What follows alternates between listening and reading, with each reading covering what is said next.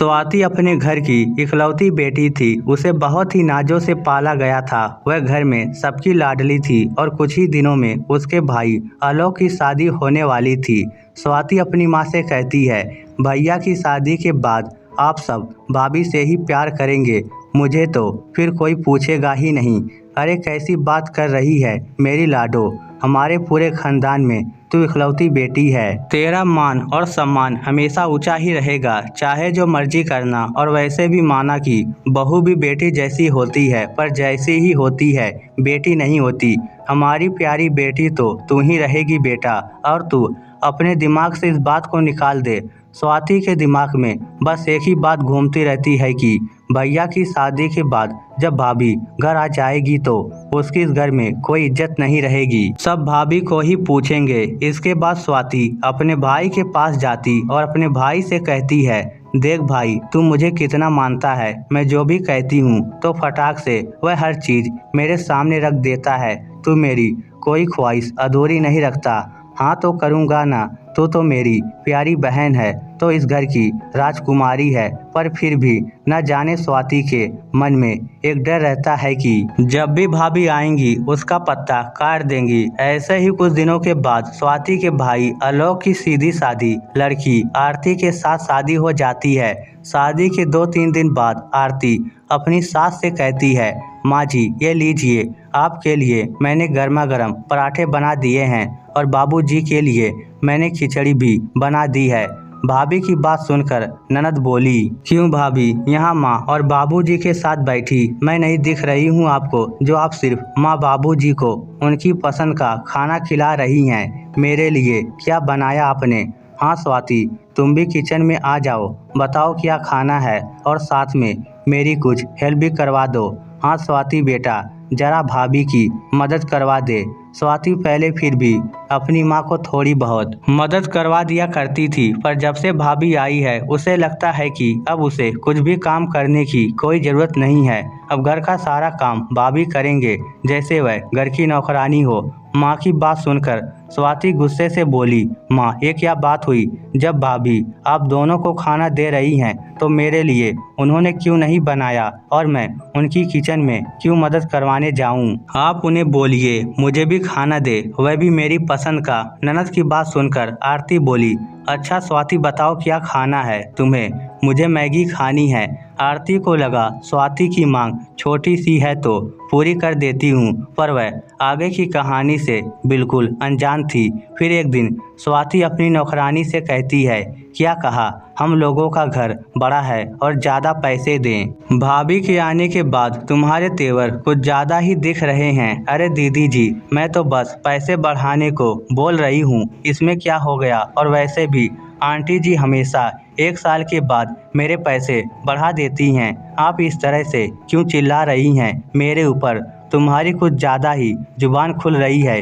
कोई ज़रूरत नहीं है कल से आने की, हम कर लेंगे घर का खुद ही सारा काम। 4 बातें और सुनाकर नौकरानी को वहाँ से भगा देती है। फिर अगले रोज, भाभी आप झाड़ू पोछा कर लो, मैं बर्तन कर लेती हूँ। क्यों स्वाति, काम वाली नहीं आने वाली है क्या? हाँ वह कह रही थी कि जब से तेरी भाभी आई है तब से मेरा काम बहुत बढ़ गया है और तुम्हारी भाभी घर भी बहुत गंदा रखती है और बर्तन भी बहुत सारे हो जाते हैं। अरे ये क्या बात हुई? मैं भी तो सिर्फ एक ही थाली में खाती हूँ जैसे सब खाते हैं। अब मुझे क्या पता वह जाने, या फिर आप बोल रही थी इस घर में तो अब कोई काम ही नहीं करेगा, या फिर मेरे पैसे डबल कर दो। बेटी और बहू की बातें सुनकर स्वाति की माँ कहती है, ये क्या बात हुई? इतने सालों से हमने उसे रखा हुआ था और अब नौकरानी के चक्कर में बहू खाना ना खाए। कोई बात नहीं, घर में 3 औरतें हैं, सब मिलजुल कर लेंगे घर के सारे काम। हाँ माँ, पर 3 कौन? मैं तो काम नहीं करूँगी, काम करूँ या फिर पढ़ाई, और तू तो वैसे भी हड्डियों की मरीज है। कोई बात नहीं बेटा, धीरे धीरे काम कर लूँगी। सास की बातें सुनकर आरती बोली, नहीं माँ जी आप रहने दीजिए, मैं कर दूँगी। आप और स्वाति किचन को देख लो, बहू मैं तो बैठकर जो भी काम होगा वह सब कर लूँगी, बाकी पकाने का काम स्वाति देख लेगी। अरे मैंने तो पहले ही बोल दिया है मुझसे कोई काम नहीं होगा, और वैसे भी भाभी कर देंगी। भाभी को और काम ही क्या है, इसके बाद आरती को घर का सारा काम करना पड़ता है। बीच बीच में ननद स्वाति भी आरती को अपने कामों के लिए कहती रहती, भाभी ओ भाभी जरा फ्रिज से अंगूर निकाल कर धोकर देना, बड़ा मन कर रहा है खाने का। स्वाति मेरे हाथ पोछे वाले हैं, खुद ले लो ना। अच्छा भाभी रहने दो, कोई बात नहीं, मैं माँ से कहकर ले लेती हूँ। अरे नहीं नहीं, माँ जी को मत बोलो, वह अभी अभी बैठी हैं, मैं लाकर देती हूँ। भाभी स्वाति की हर डिमांड को पूरा करती और खुद नौकरानी की तरह सारा काम करती और ननद महारानी की तरह आराम करती। लेकिन कहते हैं ना, दिन सबके पलटते हैं। शाम को आलोक अपनी माँ से कहता है, माँ स्वाति के लिए एक रिश्ता आया है, लड़का बहुत अच्छा है और बहुत अमीर घर से है, ये बात है तो बुला ले घर उन लोगों को। अगले दिन स्वाति को देखने उसके ससुराल से कुछ लोग आते हैं। स्वाति की होने वाली सास कहती है, क्या बात है, ये सब कुछ स्वाति ने बनाया है, बहुत ही गुणी लड़की दे रहे हैं आप लोग हमें। तभी आरती हाथ में चाय की ट्रे लेकर आती है, जिसे देखकर स्वाति का होने वाला पति संदीप कहता है, अरे पर ये नौकरानी क्यों चाय लेकर आ रही है, स्वाति कहाँ है। संदीप की बात सुनकर आरती को बहुत बुरा लगा, पर वह कुछ बोली नहीं। बोलती भी क्या, हालत भी तो उसकी नौकरानी जैसी बन गई थी, क्योंकि आज काम के चक्कर में आरती बिल्कुल भी तैयार नहीं हो पाई थी। संदीप की बात सुनकर आरती की सास बोली, नहीं नहीं बेटा, ये इस घर की नौकरानी नहीं, बहू है, और ये सब खाना भी मेरी बहू ने ही बनाया है। वह सुबह से आप लोगों की आवभगत के लिए घर का सारा काम कर रही है, तो तैयार होने का टाइम ही नहीं लगा।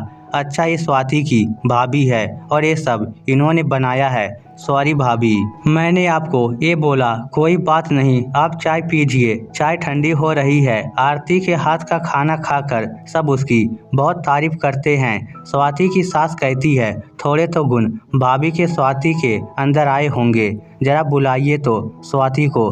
तभी स्वाति आती है, नमस्ते आंटी। अरे नमस्ते नमस्ते, क्या बात है बेटी, बहुत सुंदर है तू तो, हमें तो भाई रिश्ता मंजूर है। वैसे क्या क्या कर लेती हो बेटी। वह क्या है, वैसे तो मैं घर के सब काम कर लेती हूँ, पर भाभी और माँ ने मुझे घर का एक भी काम करने नहीं दिया। इतने में स्वाति की माँ कहती है, अरे कोई बात नहीं, शादी के बाद ससुराल में लड़कियां अपने आप करने लगती हैं, तू भी करने लगेगी अपने ससुराल में। और हमने भी कौन सा काम किया था अपने मायके में। बहन जी, ये तो आपकी किस्मत अच्छी है कि आपको ऐसी बहू मिली है, वरना ननद आराम करे और भाभी काम, ये तो बड़ा मुश्किल है। और वैसे भी लड़कियों से घर का काम करवाना चाहिए। ठीक है बहन जी, हमें ये रिश्ता मंजूर है। सबके जाने के बाद स्वाति अपनी माँ से कहती है, माँ मेरी सास तो घर के कामों पर बड़ा जोर दे रही थी, ऐसा क्यों, इन लोगों के घर में तो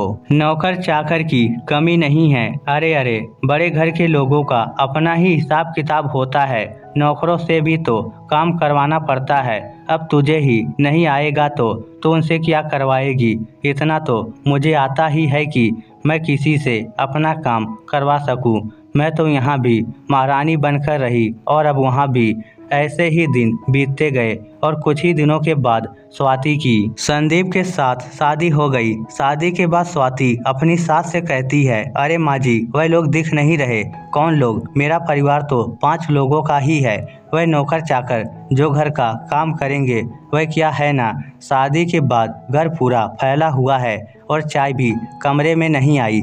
तभी स्वाति की ननद बोल पड़ती है, वह क्या है ना भाभी, माँ और मैंने मिलकर घर के सारे नौकर हटा दिए। नौकर के हाथ का खाना खाकर हम ऊब चुके थे, अब भाभी के हाथ का खाना खाएंगे। और वैसे भी आप सारा दिन घर पर क्या करेंगे। स्वाति ने जो काम अपने मायके में किया, अब उसे वह काम अपने ससुराल में होता हुआ दिख रहा था, पर वह क्या करती। अब वह घर के सारे काम करती है, पोछे से लेकर खाना बनाने तक। एक दिन स्वाति अपने पति से कहती है, मैं अपने मायके जा रही हूँ, संदीप बहुत थकान हो गई है, सोच रही हूँ कि कुछ दिन मायके आराम करके आऊँ। वहाँ तो भाभी एक ऑर्डर पर खड़ी रहती हैं, हर वक्त खाना लेकर। मायके जाकर स्वाति अपनी भाभी से कहती है, भाभी बहुत थकान हो गई है, जरा आलू के पकौड़े के साथ गर्मा गर्म चाय तो ले आना। थोड़ी देर बाद स्वाति के कमरे में एक औरत पकौड़े और चाय लेकर आती है। तुम कौन हो और भाभी कहाँ हैं? तभी वहाँ आरती आती है और कहती है, स्वाति ये हमारे घर की परमानेंट नौकरानी। वह क्या है ना, पहले मैं आ गई थी तो काम बढ़ गया था और तुमने नौकरानी हटा दी और अब तुम चली गई तो काम कम हो गया तो मैंने नौकरानी रख ली। तुम पकौड़े खाओ, चाय ठंडी हो जाएगी। स्वाति अपनी भाभी की बात समझ गई और बोली, सॉरी भाभी, मुझे माफ़ कर दीजिए। आज जब मैं खुद भाभी बनी तो आपकी तकलीफ़ को समझ पाई हूँ कि हम नंदे भाभी के आने पर सारा काम उन पर ही क्यों छोड़ देते हैं। अगर सब मिलकर काम करें तो किसी को भी थकान ना हो, पर आज जब मैं खुद भाभी बनी तो मुझे समझ आया कि मैंने भी आपके साथ कितना गलत किया। आरती बोली, कोई बात नहीं ननद रानी, जैसे तुम समझी हो वैसे ही बाकी नंदे भी समझ जाएंगी। इस स्टोरी को लेकर आपकी क्या राय है नीचे कमेंट करके हमें ज़रूर बताइएगा। धन्यवाद।